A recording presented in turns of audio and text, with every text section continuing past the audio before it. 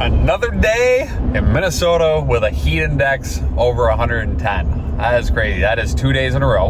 And our guys killed it today. They wrapped up a patio job, some planting, some new edging, rocking, and they powered through. They powered through until about 6 o'clock today, 6:30, with a heat index over 110, which is way to go, boys. Way to go. It was definitely hot. And you guys came through after a short day yesterday, because yesterday heat indexes were hitting 118, and that's getting pretty wild.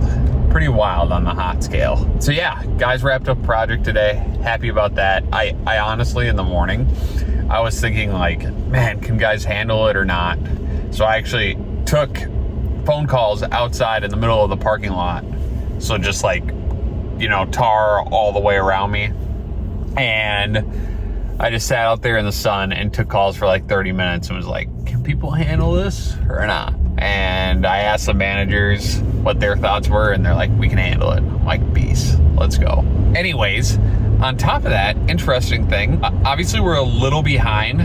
Last week we had Monday of last week, we got like 2 inches of rain, which really put us behind the 8 ball because it made all of our bases for patios really wet. It made some of our other jobs just impossible to work on. So we were a day or two behind there. And then we were supposed to get over to a project by yesterday was our goal, or right away today. But yeah, with that being the case, this week we were starting our 4 days of 10 to 12 hour days, so you could have Friday off. That's not happening this week anymore because we just couldn't do that with the heat. So we were supposed to have guys over at this new patio job today, and we just couldn't do it.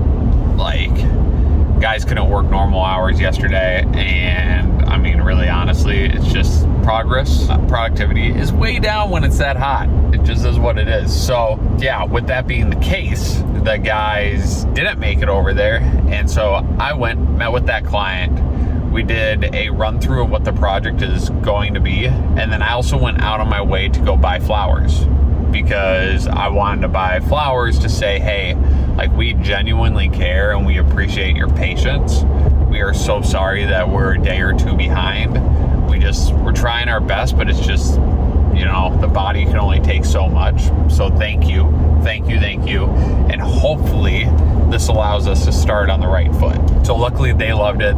They weren't upset at all, and it's just good. It's nice to walk into a project which will start tomorrow on the right foot. It's nice to be able to not start at the bottom and have to gain someone's trust back through the whole project, because then we're always working on the defensive, and they are always attacking us constantly because they're like, well, it already started horrible, so these guys are probably going to F it up through the whole thing because they're already concerned. So that's huge.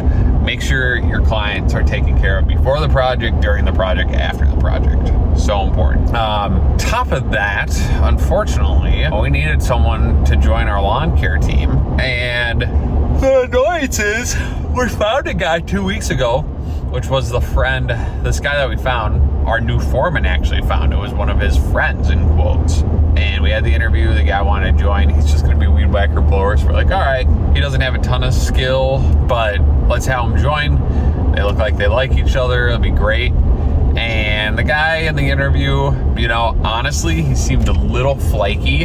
This is no guarantee. He might come around, I have no idea.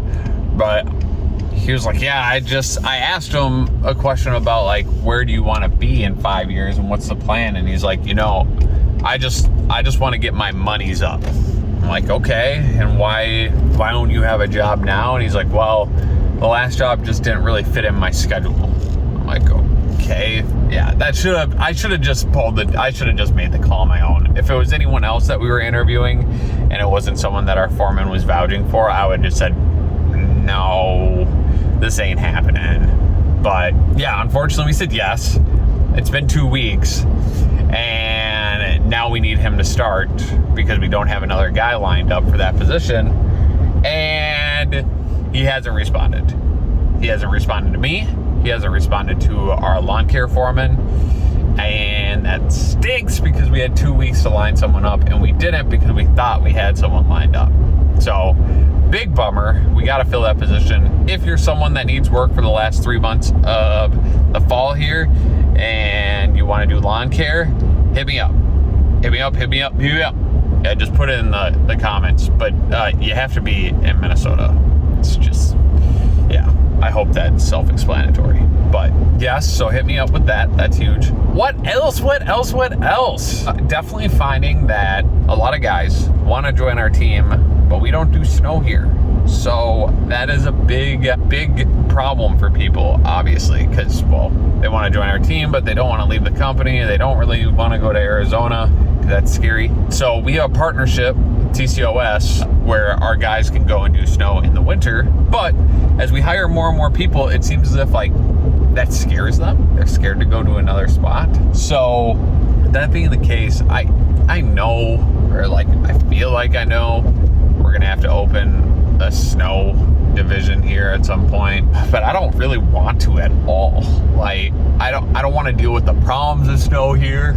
I don't want to deal with any of it. I don't want to have to be here in the winter. I don't want to have to learn it. I don't want to have to beat down the trucks. I don't want to have to buy plows. There's just so many things I don't like about it. But I don't know if that's potentially what we have to do to get where we need to be as a company. We might need to bite that bullet, but it's not happening this winter. I thought about it, but like we still need to perfect Arizona, and it would be dumb to try something new in Minnesota and try to perfect Arizona. It's just too much on the plate, and really we don't know where the markets are going, so it might be really hard to get work.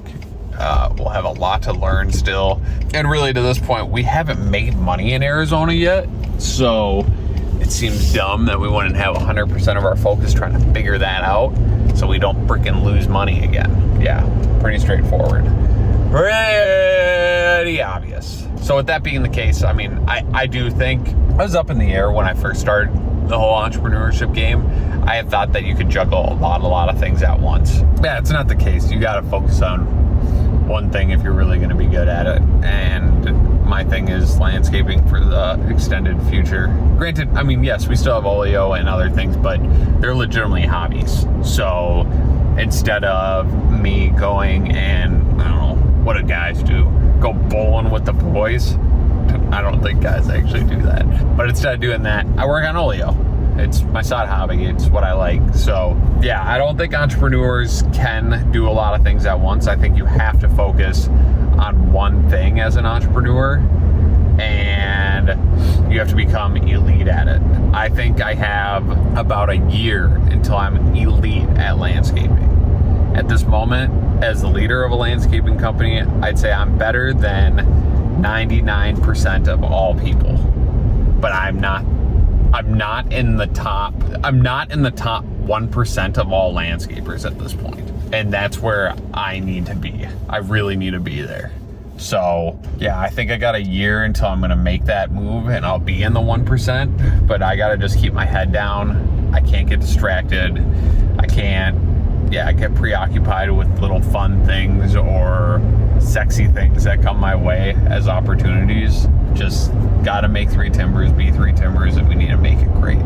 So with that, thanks for being a part of this update. I appreciate all of you.